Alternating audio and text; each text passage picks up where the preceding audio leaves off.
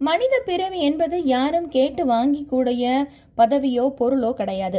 அவரவர் பாவ புண்ணியங்களுக்கு ஏற்ப அவங்கவுங்க கர்ம வினைக்கு ஏற்ப அமைகிறது தான் அது. பிறப்பு எப்படி அமைஞ்சதோ அதே போலதான் இறப்பு. நம்மளுடைய விருப்பம் போல நம்மளுடைய பிறப்போ இறப்போ இருக்காது. ஆனா ஒரே ஒரு ஆள் மட்டும் உத்திராணிய காலத்து வரைக்கும் காத்திருந்து உத்திராணிய காலம் தொடங்கியதும் தனது உயிர் போக வேண்டும் என்று விரும்பி சாதித்து காட்டியவர் யார் தெரியுமா? மிருத்யு என்ற வரத்தை பீஷ்மர் பெற்றிருக்கிறதுனால பீஷ்மரோட அனுமதி இல்லாம அவரை மரணம் நெருங்க முடியாது. இந்த வரத்தை வாங்கியிருக்காரு பீஷ்மர். பலம் பொருந்திய பாண்டவர்களால பீஷ்மரை வீழ்த்த முடியல.